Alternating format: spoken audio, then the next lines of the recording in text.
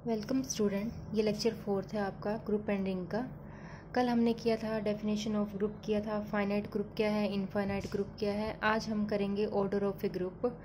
Order of group क्या है, देखो, the number of element in a finite group is called the order of the group. Number of element, किसी भी finite group में जितने number of element होंगे उसे हम क्या बोलेंगे, ऑर्डर ऑफ द ग्रुप बोलेंगे।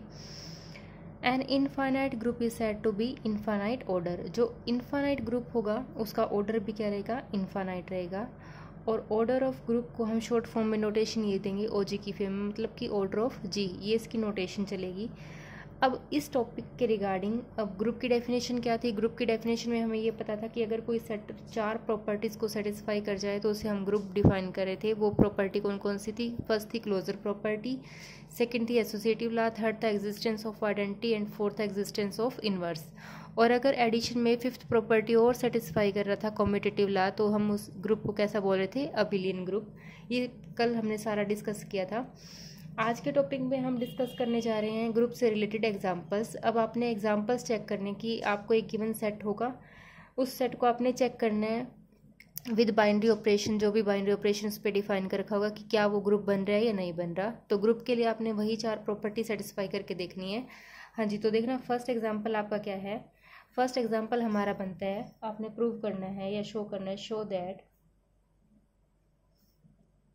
Set of integers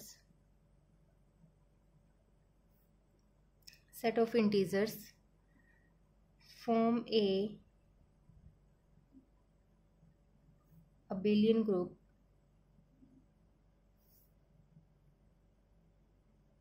with respect to addition।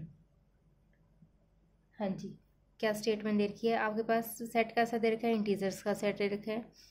Prove क्या करना है कि वो सेट कैसा है, अबिलियन है विद रिस्पेक्ट टू एडिशन। और मॉडलो कैसा डिफाइन कर रखा है, इस पर एडिशन डिफाइन कर रखा है, मतलब बाइनरी ऑपरेशन कैसा है आपके पास, एडिशन है। हाँ जी, तो आपने अब चेक करना है। अब देखो, हमें ये पता है कि सेट ऑफ इंटीजर क्या है। लेट जेड से हम डिनोट कर रहे हैं सेट ऑफ इंटीजर को। सेट ऑफ इंटीजर में आपके पास क्या होंगे, ऑल नेगेटिव इंटीजर, 2 पॉजिटिव, ठीक है। तो -4, -3, -2, -1, 0, 1, 2, 3, 4 एंड सो ऑन। ये आपने सेट ऑफ इंटीजर लिया। अब आपने क्या करना है, सबसे पहले इसे चेक करना है कि set of integer abelian group है या नहीं है। अबिलियन से पहले आप इसे चेक करो कि क्या ये ग्रुप है। ग्रुप के अकॉर्डिंग आपने क्या करना है कि वो 4 प्रॉपर्टी सेटिस्फाई करके देखनी है। फर्स्ट प्रॉपर्टी कौन सी थी, फर्स्ट प्रॉपर्टी हमारे पास थी क्लोजर प्रॉपर्टी, ठीक है। क्लोजर में हम क्या करते थे, या क्लोज भी बोल सकते थे, कि इस सेट के 2 एलिमेंट उठाएंगे, उस पर वो कंपोजिशन लगाएंगे। कंपोजिशन लगाने के बाद क्या वो थर्ड एलिमेंट उसी ग्रुप में लाई, उसी सेट में लाई कर रहा है या नहीं कर रहा, तो उसके अकॉर्डिंग आपने चेक करना है। हाँ जी, अब देखना है, मैंने जर्नल से मान लो जेड में से कोई भी आप इंटीजर उठाओ, हमारे पास बाइनरी ऑपरेशन क्या दे रखा है, एडिशन दे रखा है। तो आपने क्या किया, मान लीजिए कि आपने 2 और 3 मैंने इस सेट में से उठा लिया, ये इंटीजर है, ठीक है।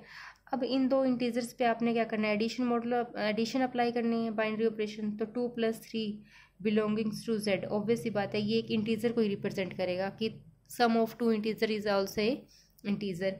और ये जो इंटीजर है वो इस सेट में बिलोंग हो रहा है, इसका मतलब ये क्लोजर प्रॉपर्टी होल्ड कर रहा है।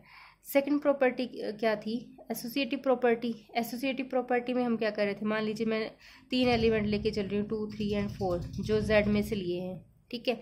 तो एसोसिएट प्रॉपर्टी में हम ये कर रहे थे 2 + 3 + 4 = 2 + 3 और +4, ठीक है। चाहे आप इस फॉर्म में लिख लो चाहे इस फॉर्म में लिख लो, तो ये एसोसिएटिव लॉ होल्ड कर रहा है। हाँ जी, थर्ड प्रॉपर्टी कौन सी थी, existence of identity element. Existence of identity element में हम क्या कर रहे थे कि 0 आपके पास एक ऐसा इंटीजर होगा जिसमें अगर आप एक एलिमेंट को ऐड कर रहे हो, मान लो वो एलिमेंट मैंने 2 ले लिया, ठीक है, या आप 0 + 2 कर रहे हो, तो वो रिजल्ट किसके इक्वल आ रहा है, एलिमेंट के इक्वल आ रहा है, 2 के इक्वल आ रहा है, ठीक है। 2 बिलोंगिंग्स टू जेड। तो थर्ड प्रॉपर्टी भी होल्ड कर रहा है कि अगर आप एक ऐसे इंटीजर 0 में 2 को ऐड कर रहे हो या 0 को 2 में ऐड कर रहे हो, तो रिजल्ट आपके पास एलिमेंट को दे रहा है। इसका मतलब 0 जो है वो इस सेट की क्या रहेगी, आइडेंटिटी रहेगी with respect to addition. Fourth property क्या थी, फोर्थ हमारे पास था एग्जिस्टेंस ऑफ इनवर्स, ठीक है। एग्जिस्टेंस ऑफ इनवर्स में हम क्या कर रहे थे, हम ये बोल रहे थे कि अगर एक एलिमेंट ए के प्लेस पे मान लो 2 है, 2 बिलोंगिंग टू जेड है, तो -2 भी क्या हो, जेड में बिलोंग करे। और कंडीशन क्या है कि 2 प्लस -2 इक्वल टू किसके इक्वल हो, 0 इक्वल टू क्या हो, -2 + 2, ये कंडीशन होल्ड करे। तो ये तो जनरली से चेक करके देखा कि आपके पास क्या था, सेट ऑफ इंटीजर था। सेट ऑफ इंटीजर में मैंने ये 4 प्रॉपर्टी जनरली चेक कर ली। आप कोई भी 2 एलिमेंट उठा लीजिए जनरल इसके, उसके अकॉर्डिंग वो 4 प्रॉपर्टी 1 बाय 1 सेट कर लीजिए। अगर वो सेट इनको सेटिस्फाई हो रहा है तो इसका मतलब क्या है कि वो ग्रुप को रिप्रेजेंट करेगा।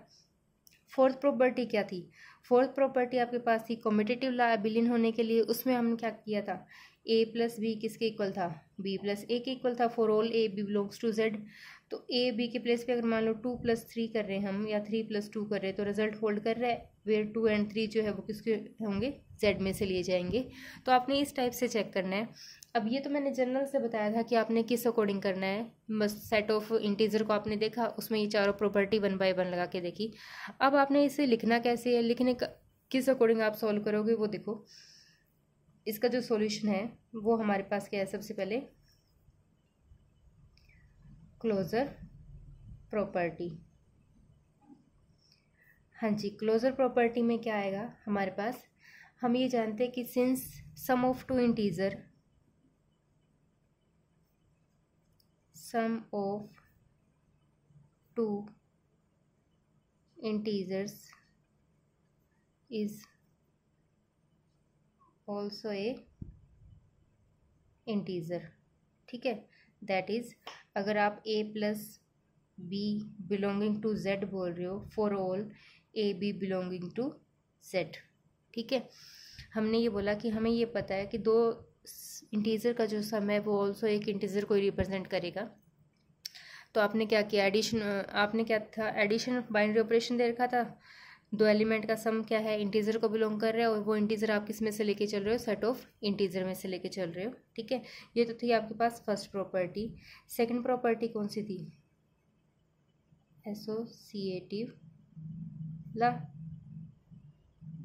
हाँ जी, एसोसिएटिव ला में हमारे पास क्या था, एसोसिएटिव ला में भी क्या कंडीशन थी कि a + b + c equal to किसके हो, a + b bracket +c for all a b c belonging to z, set of integer में से लिया गया है। तो ये 2 प्रॉपर्टी इस टाइप से आपने लिखनी है। थर्ड हमारे पास क्या प्रॉपर्टी थी, थर्ड हमारे पास थी एग्जिस्टेंस ऑफ आइडेंटिटी एलिमेंट। ये मैंने फर्स्ट टॉपिक में भी बता दिया था कि आपने जो प्रॉपर्टीज लिखनी है वो इसी वे में लिखनी है। हाँ जी, तो थर्ड प्रॉपर्टी हमारे पास क्या आ रही है, एग्जिस्टेंस ऑफ आइडेंटिटी एलिमेंट। ठीक है, अब एग्जिस्टेंस ऑफ आइडेंटिटी एलिमेंट में हम क्या करेंगे, देखो एग्जिस्टेंस ऑफ आइडेंटिटी का मतलब क्या था कि हमारे पास एक ऐसा एलिमेंट होगा, ठीक है, जिसमें हम क्या करें, सेट के कोई और एलिमेंट को ऐड करें तो रिजल्ट हमारे पास क्या हो, एलिमेंट इटसेल्फ आए। ठीक है, हाँ जी, तो हम बोल रहे हैं the number 0 belonging to z, 0 आपने क्या किया, z में से लिया, एंड a + 0 इक्वल टू क्या हो, 0 + a equal to a for all a belongs to z। ठीक है, ये कंडीशन आएगी कि आपने क्या किया, एक नंबर लिया 0 जो z में से था, जो इस कंडीशन को होल्ड कर रहा है, और a भी किसका एलिमेंट है, z का एलिमेंट है। Then the integer 0 is the identity for किसके लिए, z, प्लस, इस एल्जेब्रिक स्ट्रक्चर के लिए। ठीक है, तो 0 जो है वहाँ पे वो क्या कर रहा है, एक आइडेंटिटी का काम कर रहा है इस एल्जेब्रिक स्ट्रक्चर के लिए। ठीक है, थर्ड प्रॉपर्टी ये थी। हाँ जी, फोर्थ प्रॉपर्टी में हमारे पास क्या रिजल्ट था, एग्जिस्टेंस ऑफ इनवर्स।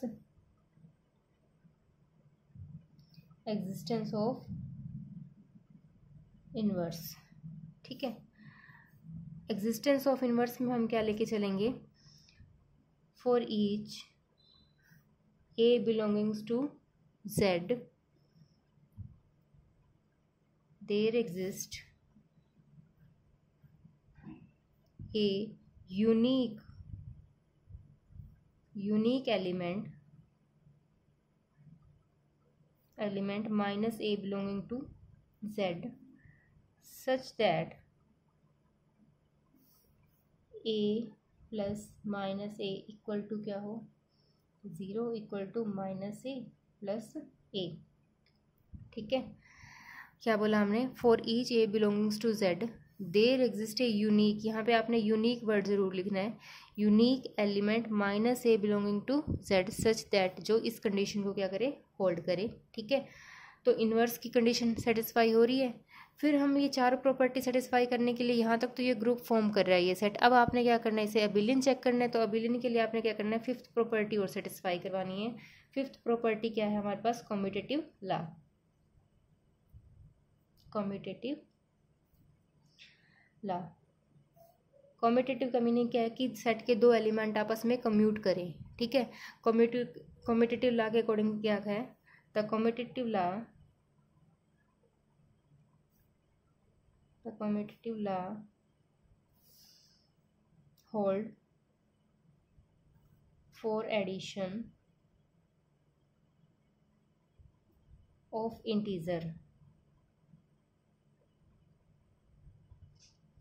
इंटीजर्स।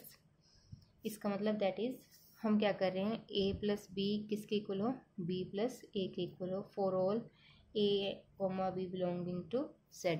ठीक है, दो इंटीजर को आप चाहे इस फॉर्म में लिख लो चाहे इस फॉर्म में लिख लो, दोनों का रिजल्ट इक्वल आएगा। चाहे आप 2 में 3 को ऐड कर लो या 3 में 2 को ऐड कर लो, तो रिजल्ट आपके पास इक्वल होल्ड करेगा।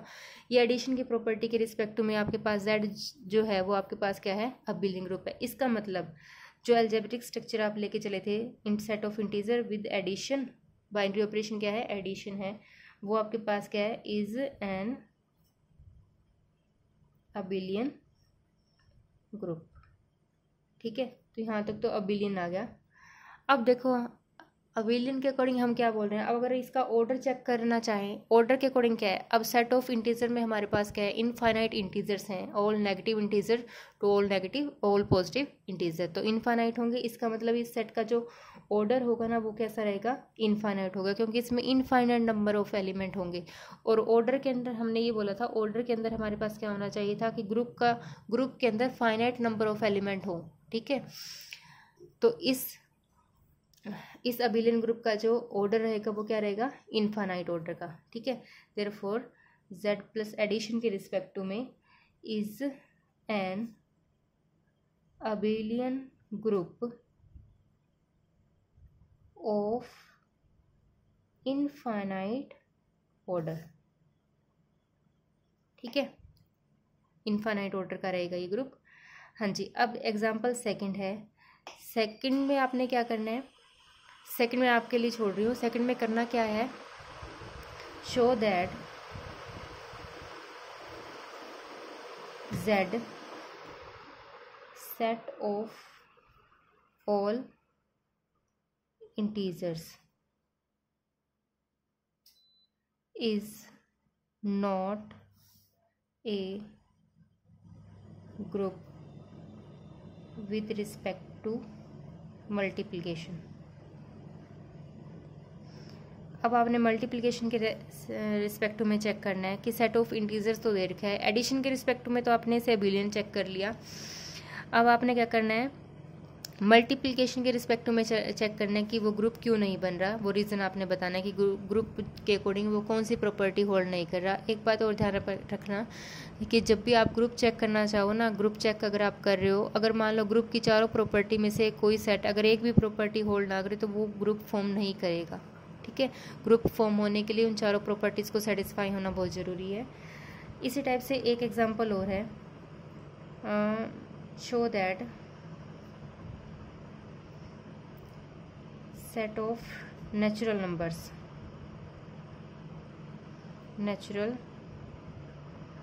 नंबर्स मान लो n, ठीक है, is not a group with respect to addition. ये और चेक करना है, ये दो क्वेश्चन आपने चेक करके देखने कि ये क्यों नहीं है। ठीक है, अब हमारे पास नेक्स्ट हमारे पास आता है एक कंपोजिशन टेबल। कंपोजिशन टेबल का रिजल्ट और बता देती हूँ क्या है। कंपोजिशन टेबल में हम क्या कर रहे थे,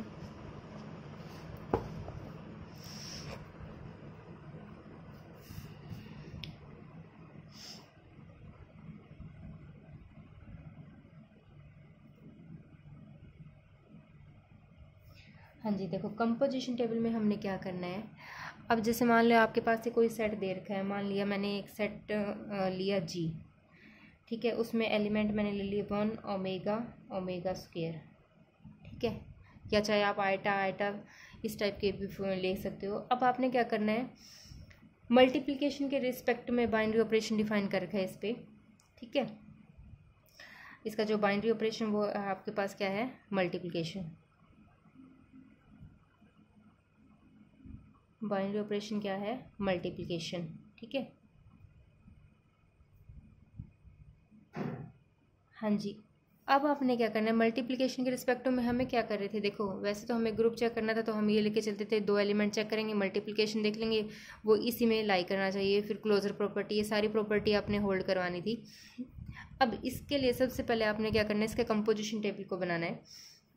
हाँ जी, कंपोजिशन टेबल के लिए देखो क्या करोगे, सबसे पहले जितने नंबर ऑफ एलिमेंट होगा ना उनको हम इस टाइप से लिखेंगे। यहाँ पे जो भी ऑपरेशन होगा वो लिखेंगे, मतलब मल्टीप्लिकेशन इसका ऑपरेशन दे रखा है 1 ओमेगा ओमेगा स्क्वायर, इसी टाइप से 1 ओमेगा ओमेगा स्क्वायर, ठीक है। इस टाइप से आपने एलिमेंट लिखने हैं 1 बाय 1, जो एलिमेंट यहाँ होंगे रो में वही आपने कॉलम में लिखने हैं। अब आपने क्या करना है, इनकी मल्टीप्लाई करनी है। मल्टीप्लाई जिससे आप मैट्रिक्स की फॉर्म में मल्टीप्लाई करते हैं ना, सेम उसी टाइप का कुछ रिजल्ट आएगा इसमें। देखो पहले आपने क्या किया, 1 की मल्टीप्लाई 1 से की तो वो यहाँ लिखोगे, ठीक है। फिर 1 की मल्टीप्लाई ओमेगा से, वो आपने यहाँ लिखनी है। फिर 1 की मल्टीप्लाई ओमेगा स्क्वायर से, तो आपने इस कॉलम के फर्स्ट एलिमेंट को रो से मल्टीप्लाई कर दिया, वो यहाँ लिख दिया, ठीक है। फिर सेकंड एलिमेंट क्या है, ओमेगा, ओमेगा की मल्टीप्लाई 1 से, वो आप यहाँ लिखोगे। फिर ओमेगा की मल्टीप्लाई इससे, तो ये बनेगा आपके पास ओमेगा स्क्वायर, ठीक है। फिर ओमेगा की मल्टीप्लाई ओमेगा स्क्वायर से, तो आपके पास ओमेगा क्यूब, ओमेगा क्यूब की वैल्यू कितनी आ गई 1, ठीक है। ओमेगा इंटू ओमेगा स्क्वायर आपके पास कितना आ गया, ओमेगा क्यूब विच इज़ 1। फिर ओमेगा स्क्वायर, फिर omega into omega, omega square into omega भी क्या बनेगा, ओमेगा क्यूब बनेगा विच इज इक्वल टू 1, तो यहाँ पे रिजल्ट क्या आएगा आपका 1। फिर omega square into omega square, ये बनेगा ओमेगा पावर 4, ओमेगा पावर 4 को फिर से ब्रेक कर लेना आप ओमेगा इंटू में omega cube which is equal to omega, तो यहाँ पे रिजल्ट कितना आ गया ओमेगा। तो इस टाइप से आपने इनकी कंपोजिशन टेबल बनानी है कि फर्स्ट की मल्टीप्लाई इससे करोगे, वो एलिमेंट यहाँ लिखोगे, फिर फर्स्ट की मल्टीप्लाई यहाँ, फिर वो एलिमेंट यहाँ। इस टाइप से आपने हर एक एलिमेंट के कॉरस्पॉन्डिंग आपने मल्टीप्लाई चेक करनी है। तो इस टाइप से आपके पास ना ये कंपोजिशन टेबल बनेगा।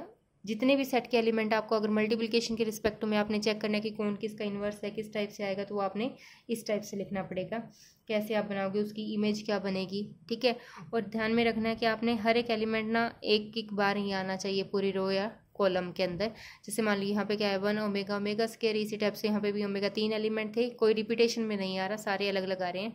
तो इस टाइप से आपने एक कंपोजिशन टेबल बना के देखनी है। आज के टॉपिक में इतना ही।